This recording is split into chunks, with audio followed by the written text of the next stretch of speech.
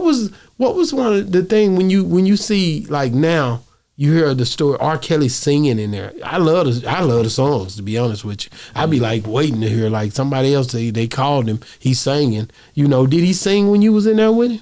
Man, that's all. Like people would think like he was just so depressed. Like I can only speak on the time when you was with him. Yeah, like he kept his spirits up. You know what I'm saying? He not just a talented singer. Like the man voice out of control. Like it's no instruments or mics and stuff that's like right. that. This coming from his vocal cords, and it just sound like it sound on a record. That's right. Not just that, but he could be a comedian too if he want to.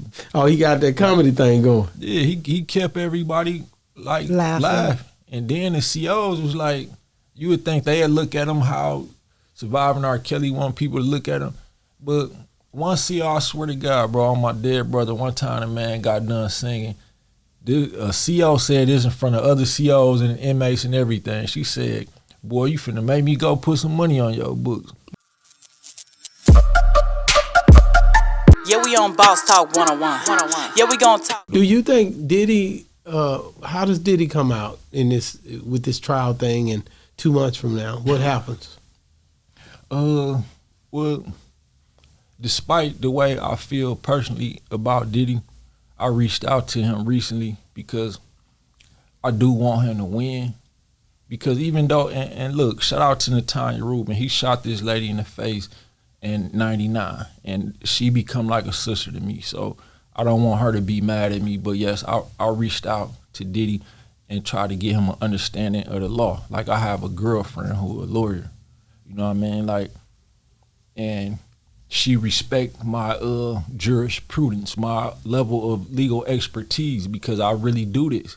So it's like, bro, the first thing you gotta do, I reached out to him before the jury, all that stuff. I'm letting them know, like, that's gonna be the main factor in your case, because you got to select people from the public who got a 90% chance of already looking at you like you a creep, you guilty. That's right. So that's the main factor. Once you get that together, then you got a chance. Wow. You know what I mean? But I just my thing is, I know what's really going on. Like, they been knew Diddy was doing this shit for 30 years, and they was supporting it, and a lot of them was there doing it with him. But the minute he become a billionaire and sue $1 billion corporation and win, that's right. Now they want him to be held accountable for, you know, certain things. You know what I mean? Did Jay-Z, when you think about Jay-Z and when the 13-year-old girl accused him of what she accused him of, or she was grown, but she said it happened when she was 13, and then he got off of that, Roger Goodell, everybody spoke up for him. What did that do for Diddy? Did that hurt Diddy's possibilities in this case, or did it help him? I think it helped him. Like, I think Jay-Z definitely did that just based on talks me and R. Kelly had, and I was even accused, me and Jaguar Wright was both accused of orchestrating that. They said that we knew this 13, well, the lady who was supposed to be 13 at the time, and that we supposed to accused had her say that. Authority. That's what Jay-Z lawyer, what's dude name, Alex Spiro? Yeah. He supposed to send out the cease and desist to. I talked about this on a recent podcast with Sean Kelly. He okay. He huge in a different like. Is that the white guy?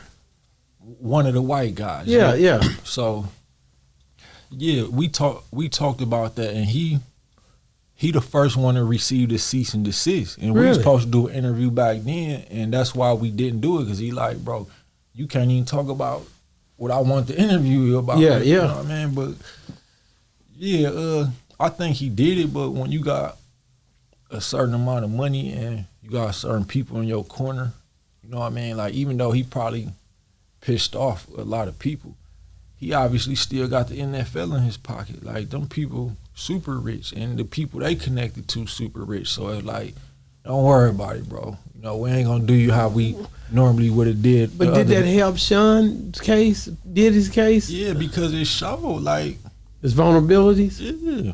I thought that too. I was like, man, Diddy, because Diddy's case is Everybody knows it. I don't see who they could pick in a jury trial to say, you can't be biased. Have you seen the video? Absolutely. Everybody's seen it. That's what I So was it's trying to like explain you was trying to let him know that.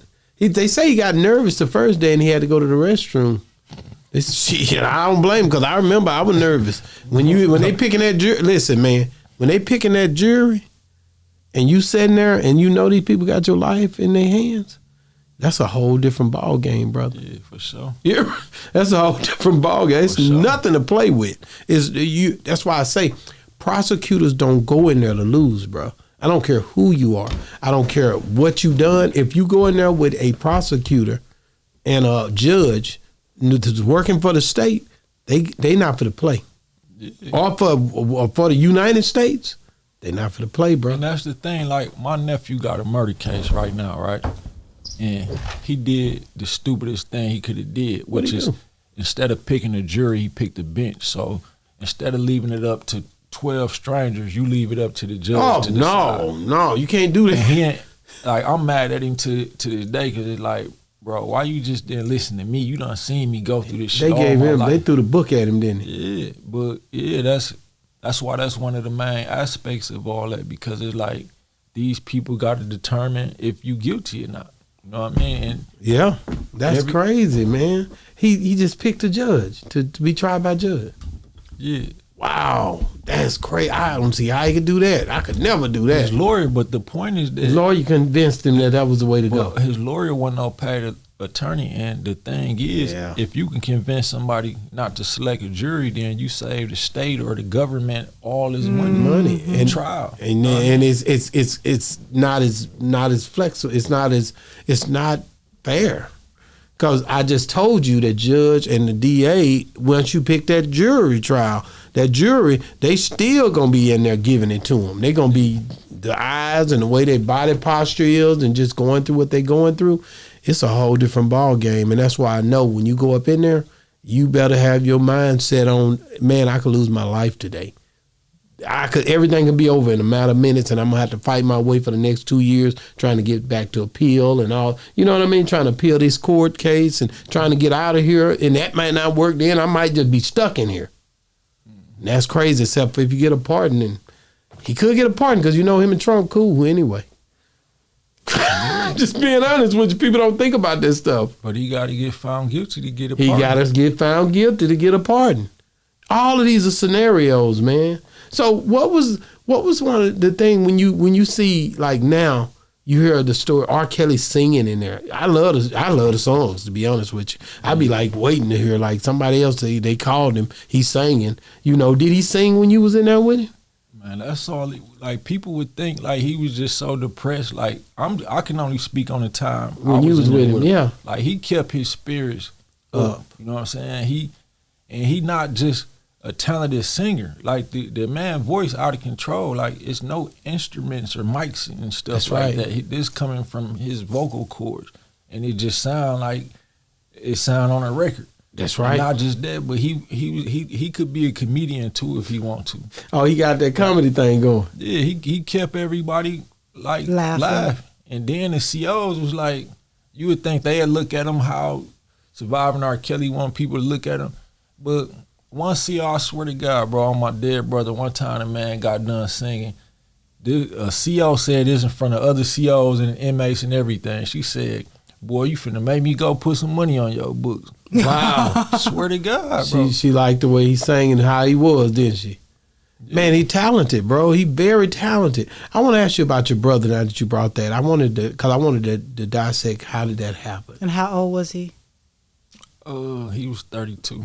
So that was just that wasn't long ago. Yeah, that's a deep story too, bro, because like trust me, I'm not no conspiracy theorist. I've been through shit and I speak on facts, but I was going through something with the feds at the time, and they was already threatening to kill me and my family. Wow. And he got killed around that time, and don't nobody know who did this. And like the feds, my case so crazy, bro. Like if you look my shit up, and I hope you do, you know what I mean? Like they did so much wrong, and then like when I first think they indicted me after I sued them. know what I mean? You Like, did sue them. Why would y'all for $10 wait? million? Yeah. So it's like, why would y'all wait till I sue y'all to indict me? Y'all been harassing me for all these years. But 2 weeks after I sue y'all, now I got an indictment. That's show malicious prosecution. You know what I mean? But even all this stuff, like I'm telling what's going on with these people in my lawsuits and stuff. Everybody think I'm lying. They don't think the feds get down like that. They the dirtiest people. And they feel like they can get away with anything. And they know that when they do stuff to people like me and you, bro, nobody gonna believe us, bro. No. Like, even if our girl or, like, nigga, my mama didn't believe me. You know what I mean? So, like, that's why they know they could get away with it. But, yeah, that's what I think happened. And So when did you hear about it? You was locked up when you heard about no, I was out. It happened a week after I made news for a lawsuit before I sued the feds. I sued the Milwaukee police. And then they do this to my brother. Yeah, we on Boss Talk 101. Yeah, we gon' talk.